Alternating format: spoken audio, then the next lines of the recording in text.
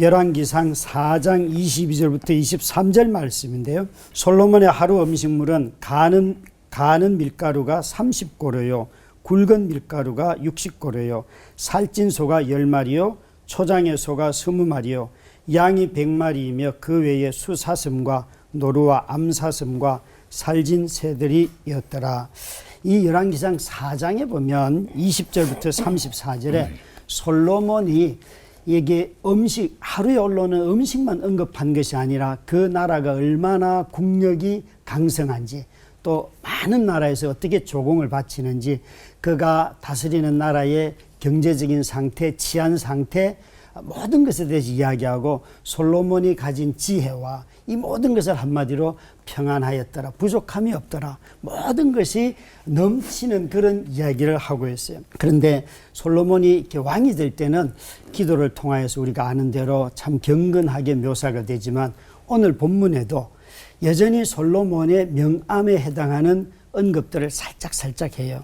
많은 나라에서 조공이 오고 그의 나라가 부족함이 없는 아주 경제적으로 풍성하고 뿐만 아니라 그가 지혜가 참 많았더라, 이런 것들은 슬쩍 지나갈 때는 아무 지금까지는 문제가 없어요. 이건 다 축복의 덩어리죠, 사실은. 그래서 솔로몬에 대해서 어떤 분이 이야기할 때는 째깍째깍 지금 시한폭탄이 흘러가고 있다.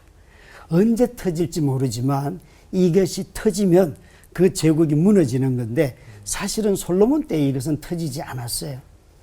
우리가 솔로몬에 대해서 이야기하는 것을 가만히 보면 지혜에 대한 이야기를 할 때 꼭 그가 창녀인 어떤 두 여자가 아이를 낳아서 하룻밤 지나고 나니 간 아이가 죽었어요. 그래서 그 재판을 참 잘해서 솔로몬은 지혜자다 이렇게 말하는데, 제가 볼 때는 그보다 더 중요한 것은 통치자가 그가 처음 하나님께 지혜를 구했던 것처럼 내가 듣는 마음을 달라고 했잖아요. 그런데 저는 그 왕이 되어서 그 창녀들의 억울함을 풀어주는 왕이었다는 게 더 중요하다는 거예요. 통치자가 되면 억울한 사람들의 마음을 풀어주는 것이 하나님이 통치자를 세운 이유인데, 이 통치자가 억울한 사람들의 말이 들리지 않기 시작하면 그때부터 그의 모든 누리는 재산이든 권력이든 군대든 모든 힘은 다 자기를 위한 욕망이 되는 거죠. 그래서 이 솔로몬이 그가 밝은 쪽에 있었을 때는 하나님의 말씀을 듣는 마음이 있었어요. 그러나 그가 시한폭탄을 품고 간다고 얘기했듯이 어느 시점에 갔을 때 이제 더 이상 가난한 사람들의 이야기가 들리지 않는 거예요.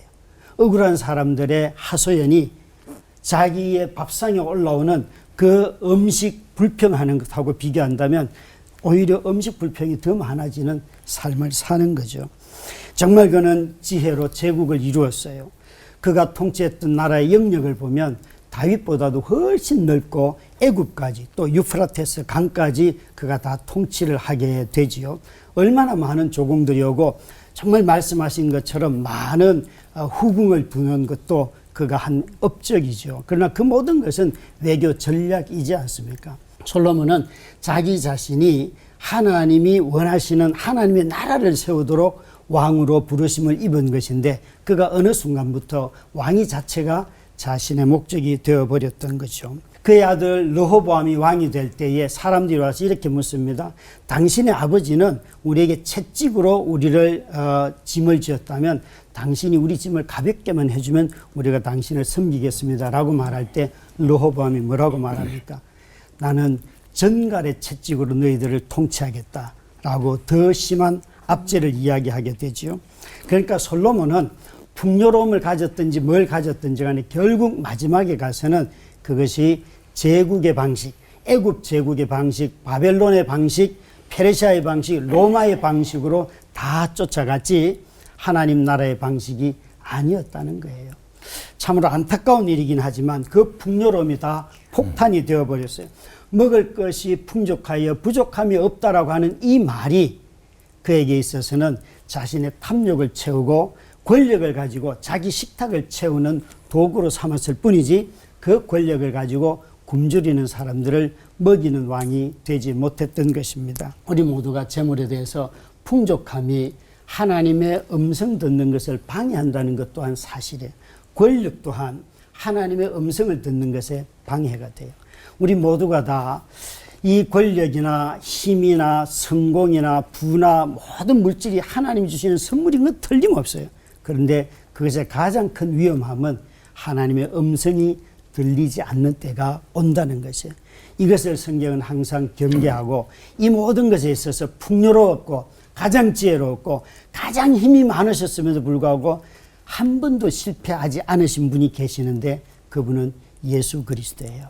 예수 그리스도 그분은 모든 권위도 있고 힘도 있고 모든 것을 다 누리실 수 있는 그런 지혜가 있었음에도 불구하고 그분은 오직 하나님만을 경배하면서 사셨고 그래서 우리가 예수 그리스도 그분을 이 솔로몬의 삶을 보면서 다시 한번 그리스도에게로 향할 수 있는 것입니다. 같이 기도하겠습니다.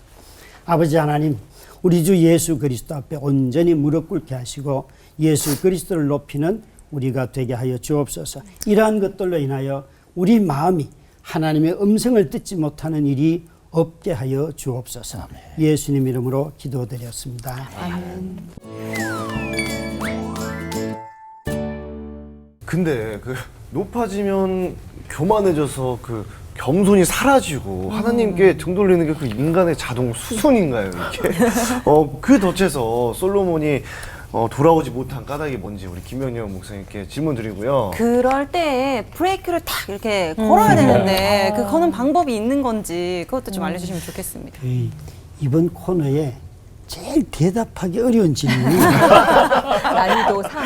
이게 브레이크를 거는 거 아무리 생각해도 목사님 말씀을 들어도 또 목사님 말씀을 들어도 이게 뭘까? 예를 들어서 우리가 어떤 왕을 기대할 때 진짜 인품도 좋고 통치도 잘하고 동시에 외교도 잘하고 모든 면에서 다 잘하는 사람 사실 없잖아요. 없고 성경에서 어떤 통치자를 이야기해도 그 사람은 자기 권력의 삼키움을 당해서 다 자기를 경배하고 숭배하는 쪽으로 돌아서잖아요. 솔로몬이 왕이 되자마자 제일 먼저 한 게 자기의 정적들을 권력으로 쳐내는 일을 했지 않습니까? 그런 걸 보면 벌써 솔로몬은 초기부터 그가 왕이 되는 과정에서는 은혜가 있었는지 몰라도 결국에는 권력을 가지고 자기의 형제나 제사장들을 쳐낸단 말이에요.